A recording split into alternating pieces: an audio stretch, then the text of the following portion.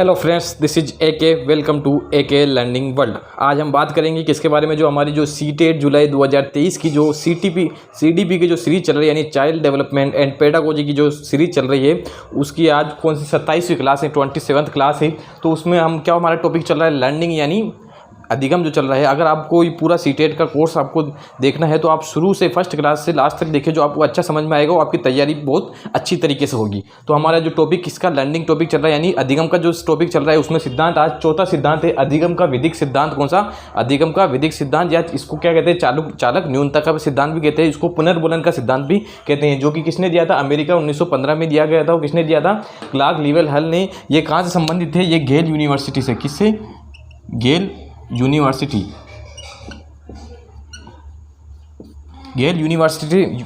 University से संबंधित है। किसने दिया था ये सिद्धांत? वैज्ञानिक का नाम क्लार्क लीवेल हल, मनोवैज्ञानिक का नाम, मनोवैज्ञानिक लिखता था यहाँ पर, एक मिनट रुकिए।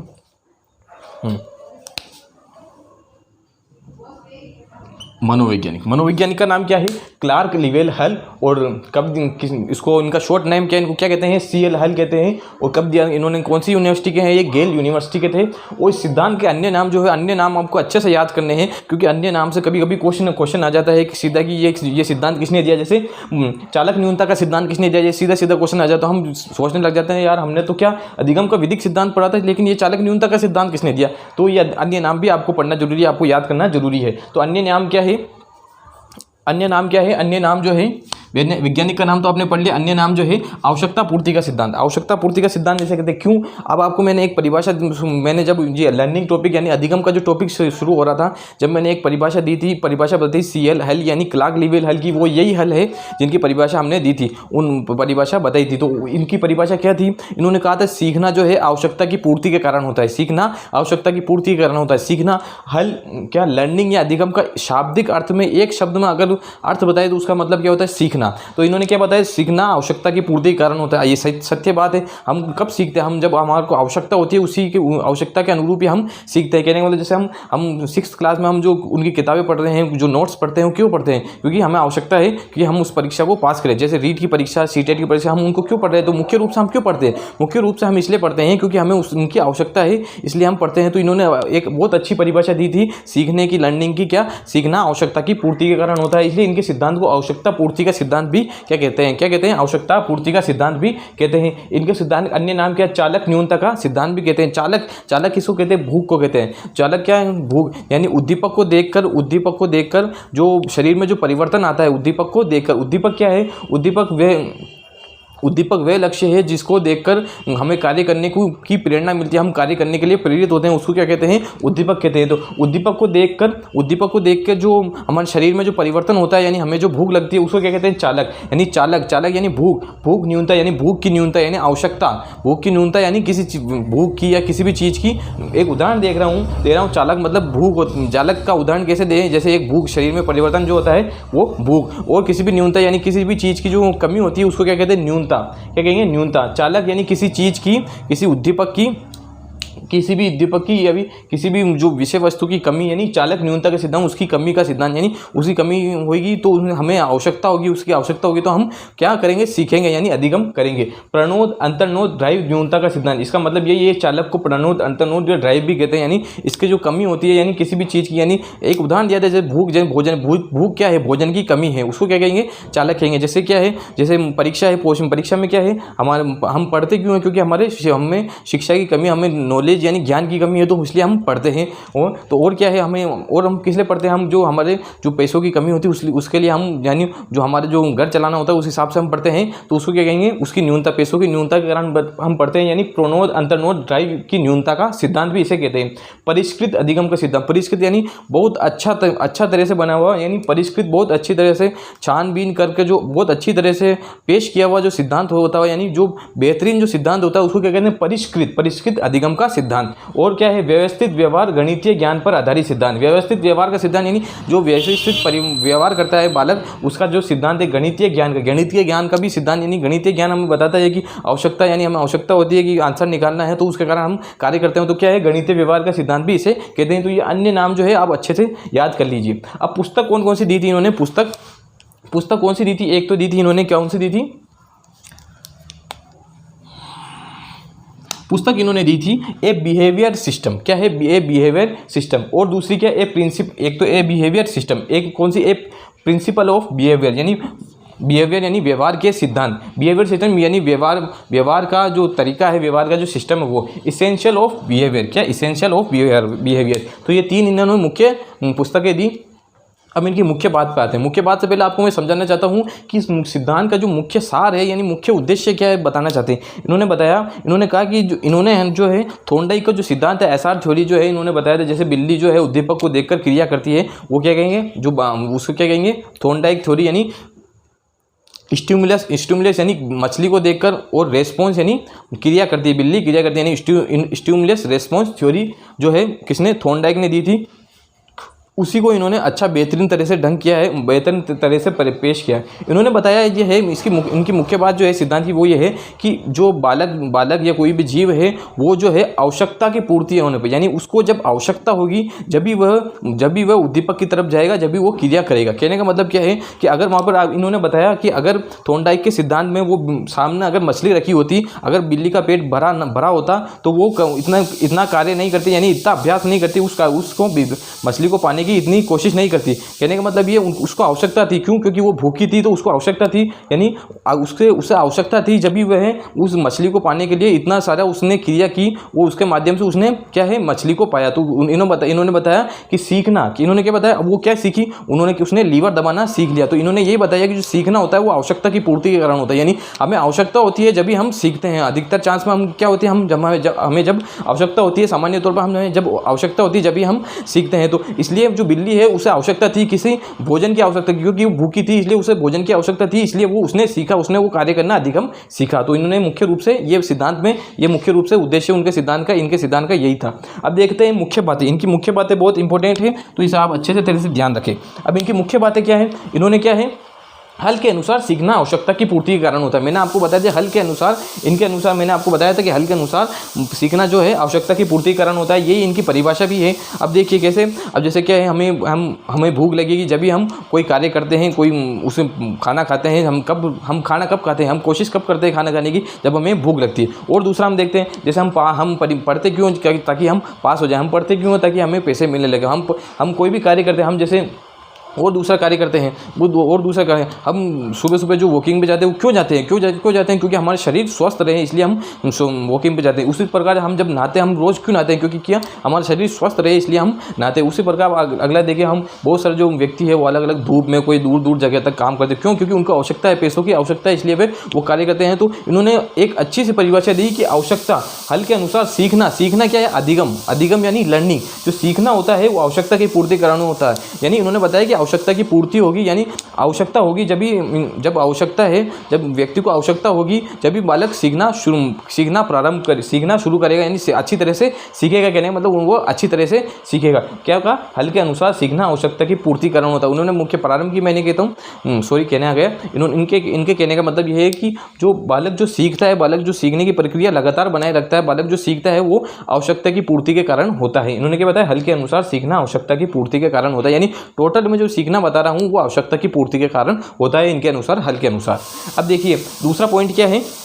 पहला पॉइंट तो ये हो गया, आवश्यकता की पूर्ति के कारण सीखना होता है। दूसरा पॉइंट देखिए, आवश्यकता के कारण व्यक्ति में तनाव उत्पन्न होता है, वह क्रिया करना प्रारंभ करता है और सीख जाता है। इनके अनुसार क्या है, इनको कारण जब व्यक्ति में, जब जीव में जब आवश्यकता की पूर्ति होती है, जैसे उस बिल्ली को भोजन की आवश्यकता हुई, क्योंकि उनको भूख लग रही थी, उसका पेट खाली था, तो आवश्यकता की पूर्ति के कारण व्यक्ति में तनाव उत्पन्न होता है। अब उसमें तनाव उत्पन्न हुआ, क्या उसको टेंशन उत्पन्न हुई, उसको भूख लगने लगी, तो उसके शरीर सारे जो है भोजन मांगने लगे, कि ऊर्जा मांगने लगी, जिससे क्या उसमें तनाव आया। उसी प्रकार जो हमारे व्यक्ति होते हैं, व्यक्ति होता है, जैसे हम परीक्षा है, रीट की, सीटेट की किसी भी परीक्षा है, तो वो क्या हमारी आवश्यकता की पूर्ति, जिसके माध्यम से हम अच्छे पढ़ा पाएंगे, हमें जो है आमदनी होगी, हमें आय में सहारा होगा, यानी हम जो नौकरी पाने के लिए सीटेट परीक्षा, अलग अलग परीक्षा, यानी वो आवश्यकता है, उसकी पूर्ति के कारण हम वो परीक्षा देते हैं। जिसके कारण क्या होता है, अब वो जो उस परीक्षा देते हैं, हमें पढ़ना पड़ता है, तो हमें क्या तनाव होता है, उसकी टेंशन होती है परीक्षा की, यार परीक्षा आ रही है, कैसे कितनी अच्छी तरह से करने की कोशिश करते हैं। किसने तनाव उत्पन्न होता है, वह क्रिया करना प्रारंभ करता है, वह धीरे धीरे हम पढ़ना शुरू करते हैं, धीरे धीरे हम पढ़ने लगते हैं, अलग अलग चीज़ें अलग अलग पढ़ते हैं, ऑब्जेक्टिव टाइप क्वेश्चन करते हैं, अलग अलग पढ़ते हैं, तो वह क्रिया करना प्रारंभ करता है, वो सीख जाता है। वो फिर धीरे धीरे क्या हम पढ़ते हम अच्छी तरह से पढ़ लेते हैं, वो हम उस नौकरी को पा लेते हैं, उस हम टीचर बन जाते हैं, हम उस कार्य को सीख जाते हैं, पढ़ाना सीख जाते हैं। तो वो क्या है, उसी प्रकार बिल्ली में जैसे थोंडाई ने बताया, तो उसे भूख थी, तो भूख के कारण वो क्या है, वो सामने मछली रखी हुई थी, उसे भूख के कारण उसने इधर उधर क्रिया की बहुत बार, कभी इधर खरोच मारी, कभी इधर की, कभी उधर की, कभी खोलने की कोशिश करी, कभी तोड़ने की कोशिश करी। अंततः वो लीवर पर पाँव रखना सीख गई, एक बार 2 बार धीरे करते करते। अब वो क्या एक बार किया तो वो लगभग 100, उदाहरण के तौर पर जैसे 100 बार उसने क्रिया की तो उसे एक बार लीवर दबाने मिला, फिर बाद में वो अगली बार उसकी क्रिया कम हो जाएगी, जैसे अगली बार में 70 बार में वो लीवर दबा देगी, अगली बार में फिर अगली बार में 40 बार वो क्रिया करेगी जिसमें लीवर दबा देगी इधर उधर, अगली बार देखेंगे 10 बार, अगली बार ऐसा होगा, एक बार ऐसा स्थिति आ जाएगी तो उसको भूख लगेगी, वो डायरेक्ट लीवर को दबाएगी और उसे खाना प्राप्त हो जाएगा, यानी वो सीख जाएगी कि कहाँ से हमें खाना प्राप्त होता है। उसी प्रकार हमारे जीवन में भी हम जो है कोई भी कार्य है जो आवश्यकता की पूर्ति के कारण हम उस कार्य को करते हैं और धीरे धीरे हम उस कार्य को सीख जाते हैं, उस कार्य को अच्छे बेहतरीन तरीके से हम कर लेते हैं। जैसे आवश्यकता की पूर्ति के कारण हम जैसे पढ़ाना, हम आवश्यकता की पूर्ति के कारण पैसों के जैसे अच्छा पढ़ाने के लिए, क्योंकि हमारा शौक है, हमें आवश्यकता है कि अच्छे पढ़ाने के लिए, उसके अलावा हम पैसों की आपूर्ति के लिए भी, तो हम पहले की कोशिश करते हैं कैसे पढ़ा मतलब कैसे पढ़ा, उसकी अलग अलग तरह से पहले थोड़ी बहुत गलतियाँ होती, धीरे धीरे हमारे जो है पढ़ाने में यानी शिक्षण में हमारे सुधार होता है और धीरे धीरे हम अच्छे तरह से पढ़ाने लग जाते हैं, यानी हम उस कार्य को सीख लेते हैं। क्या आवश्यकता की पूर्ति, यानी हमें पढ़ाने की आवश्यकता थी, हमें जो शिक्षण कार्य सीखना था उसकी आवश्यकता थी, तो और पैसों की आवश्यकता थी, उसके कारण हम अच्छे से सीख गए। अब देखिए तीसरा पॉइंट देखिए, हल ने स्किनर के सिद्धांत का अध्ययन किया तथा 17 स्वयं सिद्ध सिद्धांत, 17 अनुमानित सिद्धांत तथा 133 प्रमेयों का प्रयोग किया जिसका किसी ने विरोध नहीं किया। अतः स्किनर ने इसे अधिगम का सर्वश्रेष्ठ सिद्धांत, कौन सा, अधिगम का सर्वश्रेष्ठ सिद्धांत,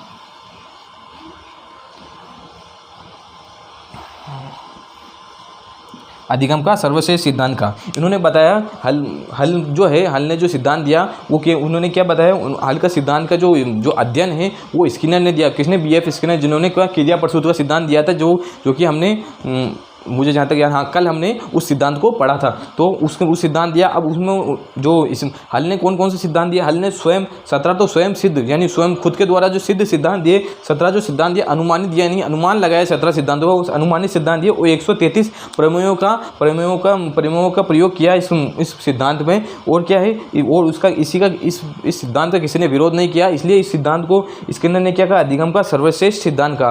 अतः अब कभी पूछते हैं कि अधिगम का सर्वश्रेष्ठ सिद्धांत किसे कहा गया, तो ये क्या है, किसे, अधिगम का जो वैदिक सिद्धांत यानी सीएल हल का जो सिद्धांत है, चालक न्यूनता का सिद्धांत, उसको अधिगम का सर्वश्रेष्ठ सिद्धांत कहा गया। और क्या है, और दूसरा क्या है, अधिगम का सर्वश्रेष्ठ सिद्धांत कहा गया, वो किसने कहा, अगर ये पूछ ले कि अधिगम का सर्वश्रेष्ठ सिद्धांत किसने कहा सीएल हल के सिद्धांत को, तो ये स्किनर ने कहा था। इसका एक अन्य नाम भी है, आपको मैं बता देता हूँ, पुनर्बलन का सिद्धांत। क्या है, पुनर्बलन,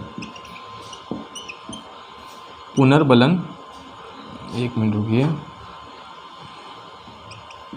पुनर्बलन का सिद्धांत, पुनर्बलन आपको मैंने बताया था, पुनर्बलन और जो अभिप्रेरणा, उसमें ये थोड़ा सा अंतर है। जो पुनर्बलन होता है वो क्रिया केंद्रित होता है, यानी वे मतलब क्या है, अधिगम की प्रक्रिया में वे तत्व जिसके जुड़ जाने से या जिसके हट जाने से, कहने का मतलब अधिगम की प्रक्रिया में वे तत्व जो किसी क्रिया की गति को बढ़ा देता है, क्या, क्रिया की गति को बढ़ा देता है। यानी हम पढ़ रहे हैं तो हमें कोई पुनर्बलन देखे, बहुत अच्छा बच्चे तारीफ कर दे तो हम और पढ़ना अच्छा लग जाएंगे, या हमारी कोई हम अच्छे तरह से नहीं पढ़ रहे, कोई हमें कहते हैं कि ये तो कुछ नहीं कर पाएगा हम, तो वो भी पुनर्बलन है, वो नकारात्मक पुनर्बलन जिसके माध्यम से हमें हमारे दिल में ठेस पहुँचेगी, वो हम और अच्छा करने की कोशिश करेंगे, तो कहने का मतलब क्या, पुनर्बलन का मतलब क्या है, अधिगम की प्रक्रिया में वह तत्व जिसके माध्यम से अधिगम की गति बढ़ जाती है, यानी सीखने की जो गति है वो बढ़ जाती है, उसको क्या कहते हैं, उसे क्या कहेंगे, पुनर्बलन कहेंगे। और इसको क्या कहेंगे, पुनर्बलन का, और इसका सिद्धांत, इनके सिद्धांत को क्या कहेंगे, पुनर्बलन का सिद्धांत भी कहते हैं। तो अगले हम चलते हैं, 3 पॉइंट तो ये हो गए, चौथे पॉइंट पर चलते हैं। अब इसका 4th पॉइंट देखिए, ये मुख्य बातों के जो फोर्थ बिंदु चल रहा है उसका 4th पॉइंट है। इन्होंने क्या बताया, हल ने सकारात्मक पुनर्बलन की अपेक्षा नकारात्मक पुनर्बलन को ज़्यादा महत्व माना और कहा कि क्रिया के प्रारंभ में यदि नकारात्मक पुनर्बलन एक बार भी दे तो उसके प्रभाव से अधिगम क्रिया लंबे समय तक जारी रहती है। अब इन्होंने क्या बताया, इन्होंने ये मुख्य रूप से इन्होंने ये बताया कि जो इन्होंने बताया कि सकारात्मक और नकारात्मक पुनर्बलन होता है। अगर आपके इस सिद्धांत में अगर ये आ जाए कि पुनर्बलन का सिद्धांत किसने दिया, तो अगर पहला ऑप्शन अगर सीएल हल हो उसमें ऑप्शन में, तो पहला सीएल हल होगा, यानी क्लार्क लीवेल हल को आपको टिक लगाना है, यानी सही लगाना है। अगर ये नहीं हो Cl हल तो उसके बाद BF स्क्रीनर को आपको राइट लगाना है। तो इन्होंने क्या बताया, इन्होंने बताया कि सकारात्मक पुनर्बलन, पहले सकारात्मक पुनर्बलन और नकारात्मक पुनर्बलन के मध्य अंतर आपको बता देता हूँ। सकारात्मक पुनर्बलन मतलब वो होता है वह अधिगम की प्रक्रिया में वह तत्व जिसके जुड़ जाने से अधिगम की गति तीव्र हो जाए, यानी अधिगम की प्रक्रिया में वह तत्व जिसके जुड़ जाने से जो है बालक ज़्यादा सीखने लग जाए। क्या अधिगम की प्रक्रिया यानी सीखने की गति जो तीव्र हो जाए तो उसे क्या कहेंगे, अधिगम सकारात्मक पुनर्बलन कहेंगे। और नकारात्मक पुनर्बलन आप इसे लिख भी सकते हैं, उसे स्लो करके रोक के।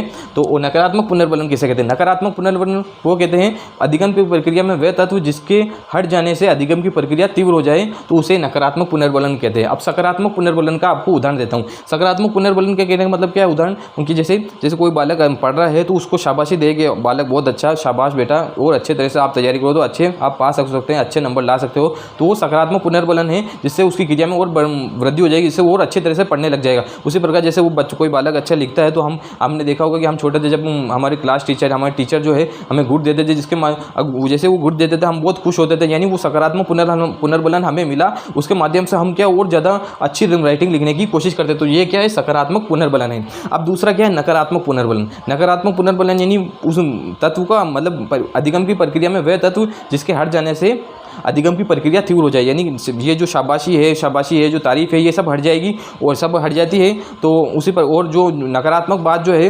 वो ऐड हो जाती है। कैसे नकारात्मक बात कैसे, अब जैसे क्या है, कोई बालक अच्छी तरह से नहीं पढ़ रहा है, उसके 1-2 एग्जाम में वो फेल हो गया, तो उसमें क्या है, फिर उसके बाद में किसी बड़े ने उससे या किसी ने उसे कह दिया कि ये बालक तो कुछ नहीं कर सकता है, तू तो ज़िंदगी में कुछ नहीं करेगा, तू तो ऐसे ही फेल होता रहेगा। तो वो बात क्या है, उसके दिल पर ठेस पहुँच जाती है।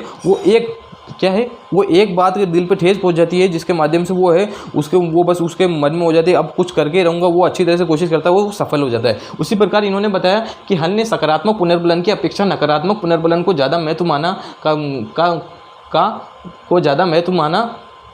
महत्वपूर्ण माना, यानी इसको क्या महत्वपूर्ण कर देता हूँ मैं, महत्वपूर्ण, यानी इन्होंने क्या बताया, हल ने सकारात्मक पुनर्बलन की अपेक्षा नकारात्मक पुनर्बलन को ज़्यादा महत्वपूर्ण माना और कहा कि क्रिया के प्रारंभ में यदि नकारात्मक पुनर्बलन एक बार भी दे तो उसके प्रभाव से अधिगम की क्रिया लंबे समय तक जारी रहती है। कहने का मतलब ये है, इन्होंने बताया कि सकारात्मक पुनर्बलन तो हम किसी को कहते हैं शाबाश बेटा और अच्छा करो, तो वो इतना प्रभावशाली, मतलब नकारात्मक पुनर्बलन की अपेक्षा इतना प्रभावशाली नहीं है। लेकिन किसी को कह दे कि तू तो कुछ नहीं कर सकता, तू ज़िंदगी में कुछ कर ही नहीं सकता, कुछ मैं मान नहीं सकता कि तू ज़िंदगी में कुछ कर सकता है, तू तो ऐसे ही इधर उधर रबड़ेगा, इधर उधर ही घूमेगा, बस कोई कार्य नहीं कर सकता। तो वो जो है उसके दिल पर ठेस पहुँचती है और फिर बाद में वो संवेगात्मक रूप से उसके ठेस पहुँचती है और वो ज़्यादा अच्छी तरह से कोशिश करता है, वो सफल होने की कोशिश करता है। तो वो क्या है, इन्होंने भी यही बताया कि नकारात्मक पुनर्बलन जो है सकारात्मक पुनर्बलन से ज़्यादा अच्छा होता है और उसकी थोड़ी सी मात्रा, यानी उसको एक बार भी ऐसा कह देंगे ना जिसके माध्यम से वो सफल होने तक वो क्रिया करता रहेगा। लेकिन अगर सकारात्मक पुनर्बलन बहुत से जनों को बार बार शाबाशी बार बार कहते हैं कि तू कर सकता है, तो अभी वो कार्य बहुत बार क्या होता है, वो सफल नहीं होता है। तो इन्होंने इसलिए इसको नकारात्मक पुनर्बलन को ज़्यादा महत्वपूर्ण माना। अब क्या है, इन्होंने क्या है, इसके अलावा इन्होंने अब देखो, अब 5वां पॉइंट आया, 4था पॉइंट जो मुख्य बातें थी वो हमारे पूरी हो गई। अब 5वां पॉइंट देखिए, इधर से बता देता हूँ मैं। 5वां पॉइंट देखिए, स्किनर ने इस सिद्धांत को चालक न्यूनता का सिद्धांत कहा। क्या कहा, चालक न्यूनता का सिद्धांत। आपको बताया मैंने, चालक यानी किसी चीज़ की कमी से जो हमारे शरीर में जो परिवर्तन होता है, किसी भी वस्तु की हमारे शरीर में परिवर्तन होता है या किसी भी चीज़ की कमी से हमें जो परिवर्तन होता है उसको क्या कहते हैं। जैसे हमारे भोजन, हमको भूख लग रही है तो जैसे हमारे भोजन की कमी है तो भोजन की कमी से हमारे शरीर में क्या परिवर्तन होता है, हमें भूख लगेगी। यानी चालक न्यूनता यानी किसी की कमी से जो किसी की कमी होगी यानी किसी चीज़ की आवश्यकता होगी, यानी चालक न्यूनता का सिद्धांत यानी आवश्यकता पूर्ति का सिद्धांत ही उसे कहते हैं। तो स्किनर ने इसे क्या कहा, चालक न्यूनता का सिद्धांत कहा। तो आप ये भी बात याद रखिएगा कि ये चालक न्यूनता का सिद्धांत इसे किसने कहा, चालक न्यूनता का सिद्धांत, इस सिद्धांत को चालक न्यूनता का सिद्धांत किसने कहा, स्किनर ने कहा था। अब देखिए पुनर्बलन को इन्होंने 2 पुनर्बलन बताए, ये 2 पुनर्बलन और बताए अच्छी तरह से कि कौन सा पुनर्बलन, 2 प्रकार, प्राथमिक पुनर्बलन और द्वितीयक पुनर्बलन। अब प्राथमिक और द्वितीयक पुनर्बलन कौन कौन से हैं। अब प्राथमिक पुनर्बलन तो ये है ऐसे पुनर्बलन जो तत्काल संतुष्टि दे दे, ऐसे तत्व अधिगम की प्रक्रिया में के वह तत्व जो तत्काल संतुष्टि दे दे उसको क्या कहेंगे, प्राथमिक पुनर्बलन कहेंगे। प्राथमिक पुनर्बलन के उदाहरण क्या, जैसे कोई भूखा है तो उसको रोटी दे देते हैं तो उसी टाइम उसकी भूख मिट जाती है, यानी उसे तत्काल पुनर्बलित हो जाता है। तत्काल उसकी जो भूख है जिसके उससे शरीर में परिवर्तन आया, जिससे उसे भूख लग रही थी तो उसकी भूख मिट जाती है, तो उसको क्या कहेंगे, प्राथमिक पुनर्बलन, यानी उसको तत्काल संतुष्टि संतुष्टि मिल गई, यानी ऐसा पुनर्बलन जो तत्काल संतुष्टि प्रदान करे उसको क्या कहेंगे, प्राथमिक पुनर्बलन कहते हैं। अब दूसरा क्या है, द्वितीयक पुनर्बलन। तो वो ऐसा पुनर्बलन जो तत्काल संतुष्टि नहीं प्रदान करे उसको क्या कहेंगे, द्वितीयक पुनर्बलन कहते हैं। जैसे कोई भूखा है तो उसको पैसे दे देते हैं कि तू जाके रोटी खा लेना, तो क्या है वो द्वितीयक पुनर्बलन, यानी उसी टाइम उसकी भूख नहीं मिटी तो बाद में मिटेगी, लेकिन उस टाइम क्या है केवल उसको पैसे दिए यानी वो उसके तत्काल उसको संतुष्टि नहीं मिली, उसको कहने का मतलब ये है। अब देखिए नोट जो है एक ये नोट, ये देखिए लेस्टर एंडरसन ने दिया था। किसने, लेस्टर एंडरसन ने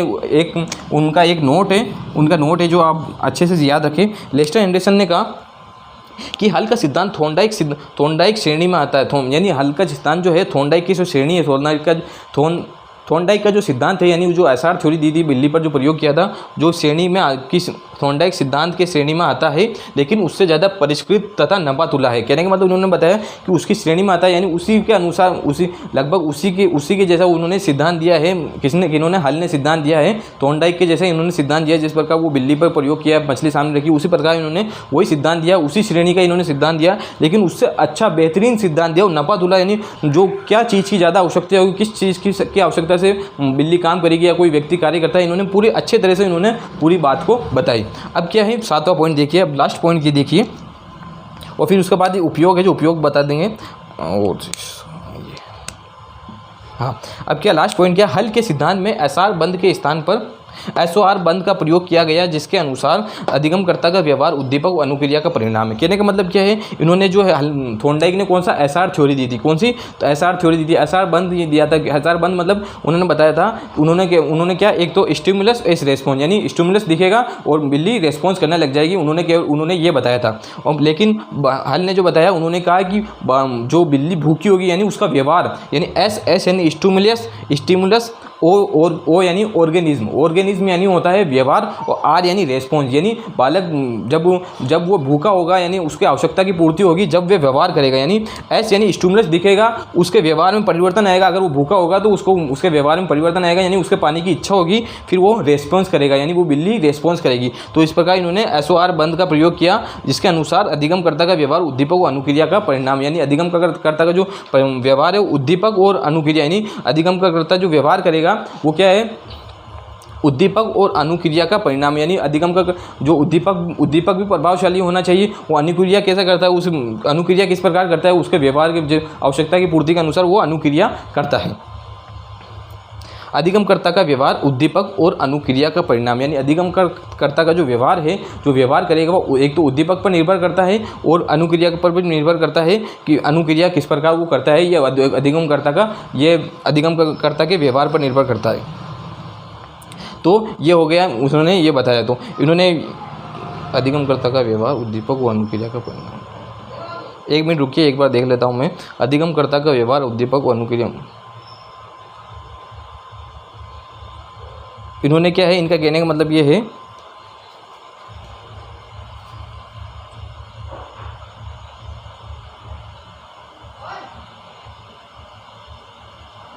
दीपक और अनुक्रिया,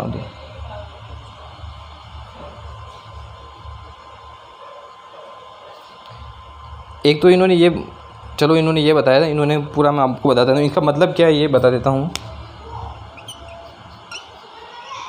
इनके थोड़ा सा इसमें मिस्टेक लग रही है, तो मैं एक बार आपको बता देता हूँ। मैंने समझाया तो आपको सही है,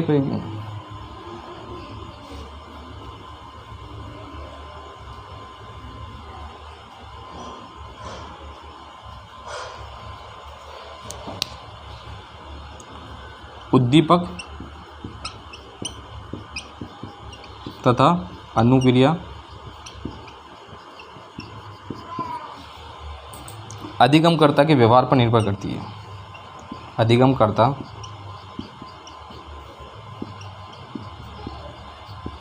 के व्यवहार पर निर्भर करती है। इन्होंने क्या बताया, इनको मुख्य रूप से जो सिद्धांत है उसके बारे में बता रहा हूँ, वो शायद उसमें मिस्टेक थी या अच्छे समझ में नहीं आ रहा होगा शायद। उद्दीपक तथा अनुक्रिया अधिगमकर्ता के व्यवहार पर निर्भर करती है। कहने का मतलब जो अधिगमकर्ता यानी अधिगमकर्ता है, अगर उसको आवश्यकता है तभी वह उसको उद्दीपक ज़्यादा प्रभावशाली लगेगा और जब भी वो अच्छी तरह से अनुक्रिया करेगा। यानी उद्दीपक तथा अनुक्रिया अधिगमकर्ता के व्यवहार पर निर्भर करती है। अब क्या इनका उपयोग क्या है? इनका उपयोग जो शिक्षा में उपयोग है वो पाठ्यक्रम बनाने में, यानी जो बालक को किस चीज़ की आवश्यकता है, अगर बालक कमज़ोर बुद्धि का है तो उसे व्यवसाय वाली शिक्षा दी जाए। जैसे गांधी जी ने बात करी थी, जो बुनियादी शिक्षा है, व्यवसाय आधारित शिक्षा है, उस पर वो अगर बालक अच्छी प्रतिभाशाली है तो उसके प्रतिभाशाली यानी अच्छे सीखने पर दिया। अगर सृजनात्मक बालक है तो उसे जो सृजनात्मक जो पाठ्यक्रम है वो दिया जाए। तो इन्होंने बताया कि जो बालक को जिसकी आवश्यकता है उसके अनुसार उसका पाठ्यक्रम का निर्माण किया जाए। पाठ्यक्रम बनाने में वो दूसरे बहुत सारे उपयोग, यानी किसी भी कार्य, आप सभी कार्य में देखें, यानी अगर हम पढ़ते हैं तो आवश्यकता की पूर्ति के कारण, या हम सीख रहे हैं तो क्या आवश्यकता की पूर्ति के कारण, कि हम अच्छे से वक्ता बन जाए, अच्छे से बोलने लग जाए, अच्छे से हमें ज्ञान प्राप्त हो, तो वो आवश्यकता की पूर्ति के कारण होता है। तो मुख्य रूप से ये सिद्धांत था किसका? हल का क्या अधिगम का विधिक सिद्धांत, यानी चालक न्यूनता का सिद्धांत किसने? क्लार्क लेवेल हल ने दिया था। मुख्य रूप से ये सिद्धांत था। तो एक और वापस बता देता हूँ कि अधिगम का जो सिद्धांत दिया था क्लार्क लेवेल हल में, उन्होंने मुख्य रूप से क्या बताया? उन्होंने ये बताया कि जो सीखना होता है, यानी अधिगम यानी लर्निंग जो होती है आवश्यकता की पूर्ति के कारण होती है, जब आवश्यकता की पूर्ति के कारण होती है। यानी कहने का मतलब ये है कि हमें जब आवश्यकता होती है सीखने की, जब भी हम सीखते हैं। उसी पर जैसे बिल्ली को आवश्यकता थी, क्योंकि बिल्ली को भूख लग रही थी, उसको भोजन की आवश्यकता थी, जब भी वो मछली को पाने के लिए अलग अलग क्रियाएं कर रही थी। उसी प्रकार हमें अलग अलग चीज़ की आवश्यकता है। हमें किसी चीज़ की, हमें पैसों की आवश्यकता होती है जब हम कोई कार्य करते हैं। अगर हमारे पास पहले पैसे बहुत हैं तो बहुत सारे कार्य नहीं करेंगे। बहुत सारे सामान्य तौर पर जो एफर्ट डालना होता है, जो कार्य करने में ज़्यादा एफर्ट डालना होता है, वो आवश्यकता की पूर्ति के कारण होता है। अगर हमारे पास पहले पैसे हो तो हम उतना कार्य में एफर्ट नहीं डालते हैं, उस कार्य को उतने अच्छे लीन तरीके से नहीं करते हैं सामान्य तौर पर जितना हमें करना चाहिए। तो इन्होंने मुख्य रूप से क्या बताया कि सीखना जो होता है आवश्यकता की पूर्ति के कारण होता है। अगर आपको ये वीडियो पसंद आई हो तो वीडियो को लाइक करें, चैनल को सब्सक्राइब करें। चैनल में आपको बता देता हूँ क्योंकि ये थोड़ा सा नीचे हो गया है।